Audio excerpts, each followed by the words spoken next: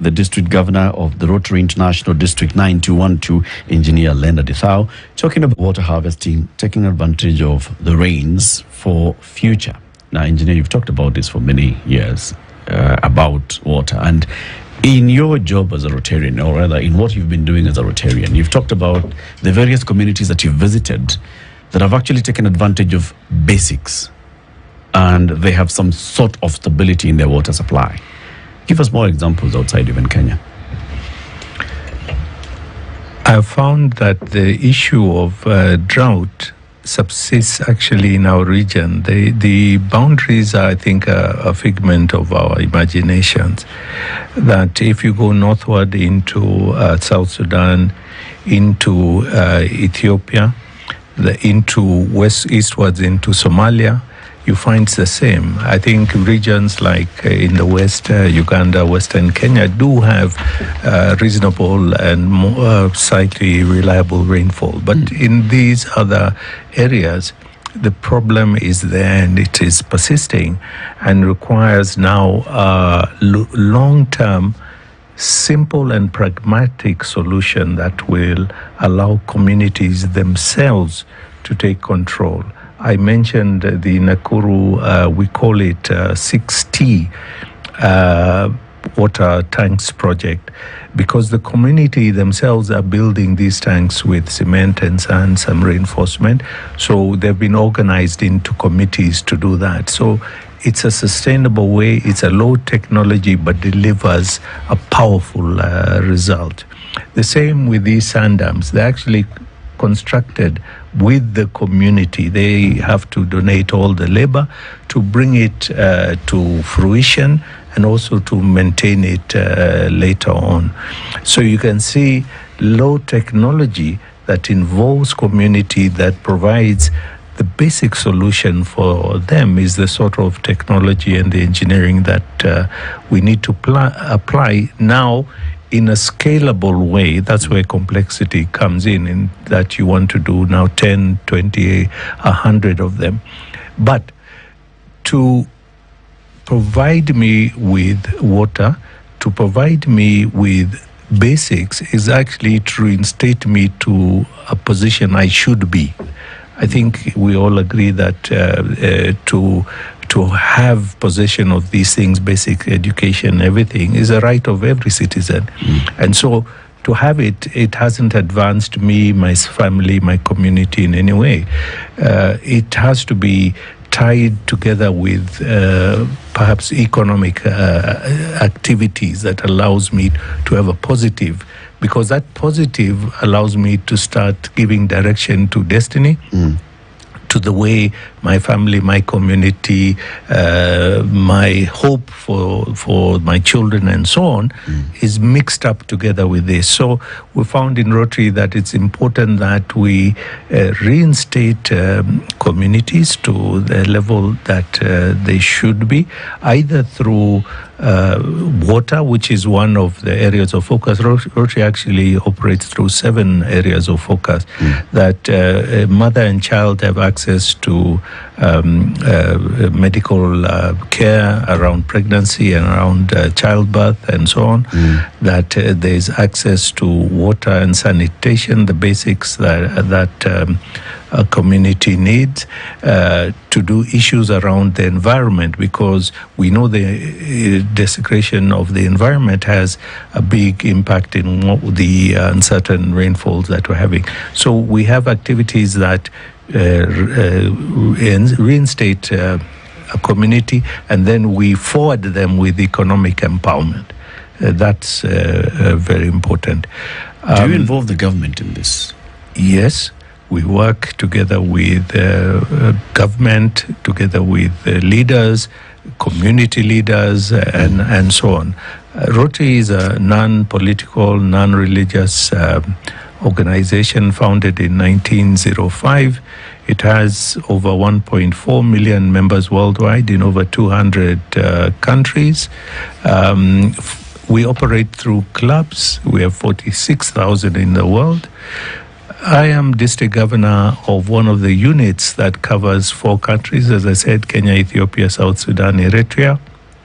We're close to 4,000 Rotarians in 140 clubs, and we are volunteers, ordinary people like you here and me, who volunteer their time, their vocation, their networks to try and improve the state of our communities by providing local solutions. Yes, it's an international organization, but it's very local. It's you, it's me, a person who has his own village, who can relate and see the problems that are there, and then use the experiences you have and that of your friends, those of the connections you have in government, in other organizations, to be able to also mobilize resources to implement projects that will make a big difference, which are cost effective. It doesn't have the bulk that a normal commercial engagement will have because we don't charge for the time and effort that we put in. So I think we deliver good impact, and we are striving to do much more with relationships at all levels. So why I'm asking whether you're involving government is whether government is buying this idea. Okay, communities are buying the idea of using the basic means of water harvesting methods. And this is not new. This has been happening for many years, especially this one of involving the community, build your own water ponds here, build your own water tanks through whatever methods that you're using as community groups. But then they need the government now to move them to the next level, like you say, scaling. Is government buying that idea? Or are they still relying on Rotarians to do this? No, they're buying in. And what I'd like to propose is that it needs everyone's effort. You and me, government, Rotary, individuals and other organizations collectively to build our nation, our nations, to where it needs to be. Government is us. We are our nation, so we need to collectively come together and move towards a direction that will start making a difference, both today, in the coming days, and in the distant future, because we all envisage a positive and hopeful future for our children and our nation.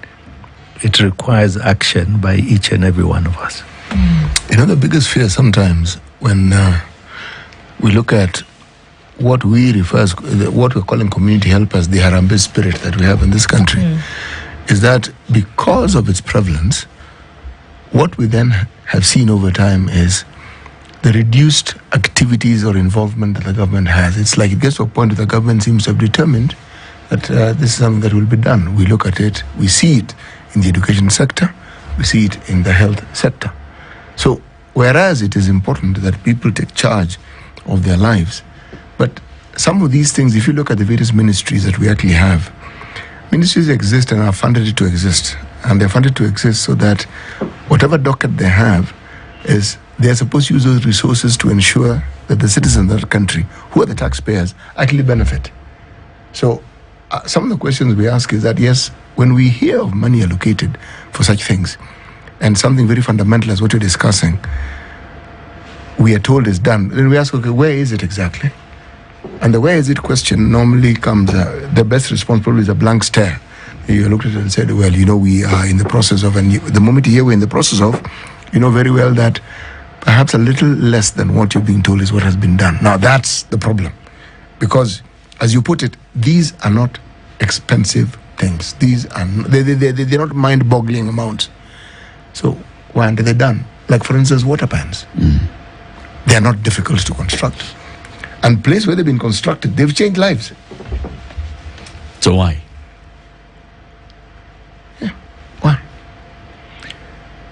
Because if Rotary isn't involved, or the Mwananchi is not involved, what I'd like to see is an audit of the government projects in this area, and so that they can tell us, yes, in the last year, this is what we've done.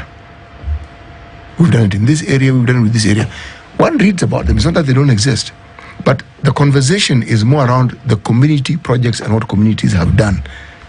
So the question of what is the government then doing? You say you work with the government. So tell us, how many projects have you been involved in where with government support and direction or augmenting what the government has done, and what has the results been? I need to point out that any project that we do, even to do a sand dam, is across a public river. It requires engagement with the local community, the local government, with central government, and so on. And we do that at all times. If we're doing a water sanitation project in a school, we involve the Ministry of Education and all parties concerned. You were discussing about accountability of an organization to deliver on its strategy and if elected on its mandate. It's the responsibility of the shareholders, the owners, to hold that organization or entity accountable for strategy and delivery.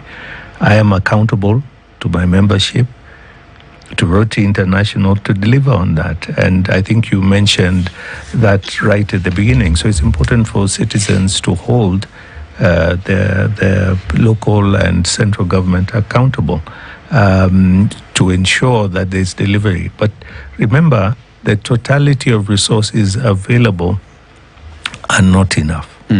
And will never be, based on the economy and size of a nation. So it is complementary. Full accounting is essential for all entities, both public and private. But ultimately, it's through a collaborative partnership overall that will deliver what the person at the end that they require, the simple water, sanitation, reliable access to medical care, and so on.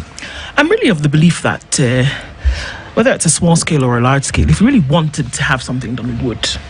And I think that government is tasked with the infrastructure responsibility on a large scale.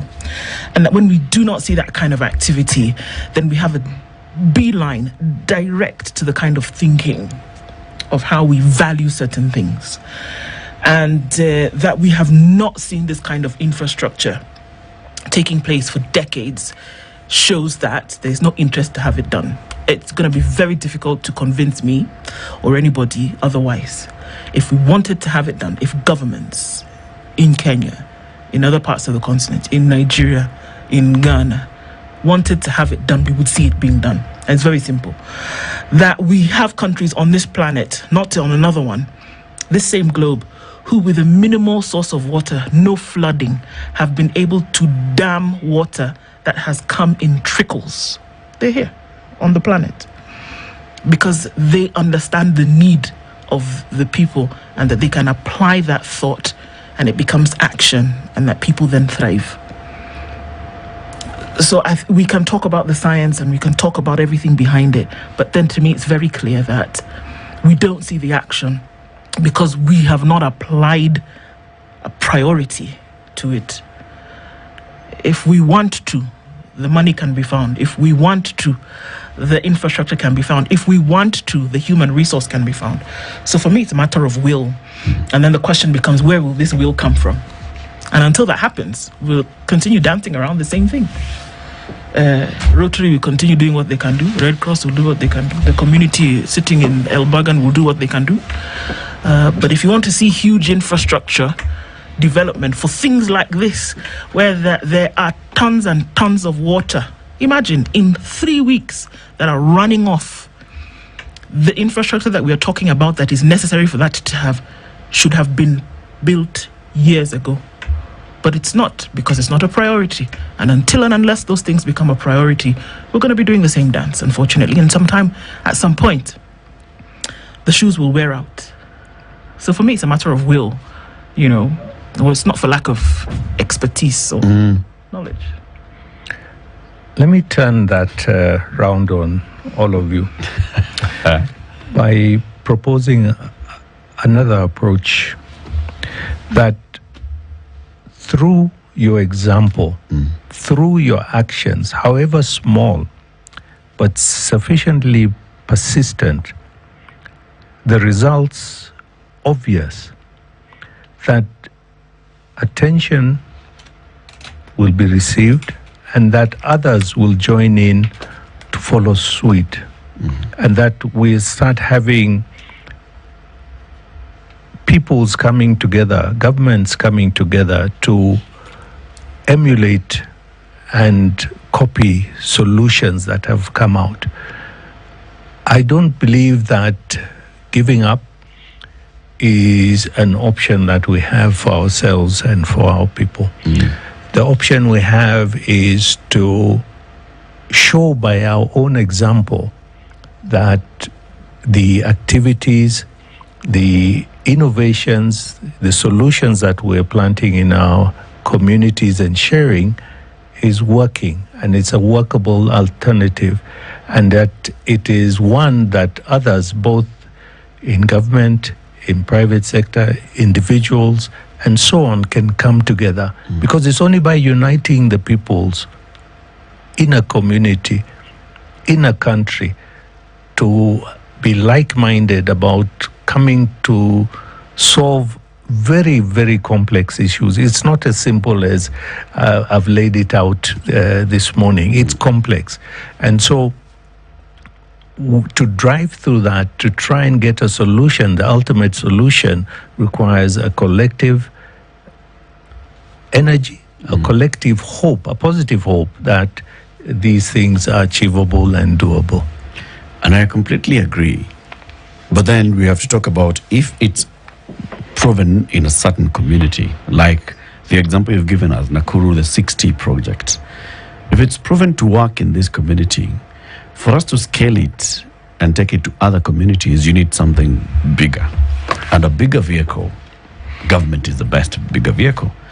For us to think about it in terms of sustainability, so how do we make sure that these simple water harvesting measures are also sustainable? This is making sure that we have accessible and repairable gutters, and the water storage tanks are also long-lasting and durable. And we have to make sure that the water is still remaining safe for drinking and all. You need government. I'm going to ask you a question that we asked a former district governor, who's also an engineer, Engineer Obath, and he came here. Rotarians are people who have influence in our society. If you look at all the clubs, they have people who are influential in society, some of them senior figures in government. Why is it that we don't feel the impact of all this work that Rotarians are doing in the clubs and in the communities getting to that level of government that then drives it into scale and sustainability? It's because we don't speak about it as much as we should. And we're making deliberate efforts to really bring to attention the activities that are being carried out by Rotarians in the entire district, to bring to the fore the partnerships and arrangements that we have with government, with other organizations to the fore. It requires much more, I admit that, but it requires also you, me, everybody listening in to really make a decision to start doing something beyond your immediate sphere of concern or influence, to do something for people who you do not know and who will probably never know. Once we start doing that, once we start realizing our influence, our responsibility is more than ourselves, our immediate family, business, colleagues, and relatives, we will start making more positive moves to make that change which we all desire. What you say is true. You see, the Harambee spirit and why it was so useful is, if you looked at the education sector, something I'm fairly familiar with is, over time, what the government would do is they would take over these Harambee schools.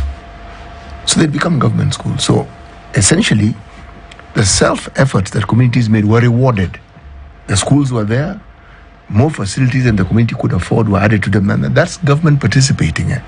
And I'm using this as an example because by the time a community sets up a school, it's because they need one. They know the needs. But it goes beyond schools. All these things we're talking about, even when it comes to water harvesting projects, the community knows what they need. So it's, now Rotary comes in and helps, but Rotary has a limit. And that's where the government comes in. And that's where they now take it to the level that only the government can. And the little angst you see us expressing here is we don't see enough of that. This last mile thing that we're talking about, we see community doing this, we see Rotary and other organizations coming in to do this and the other, and then that bit, that heavy lifting that only the government can do, one doesn't see enough of it. Because when we see it, we also see the effect.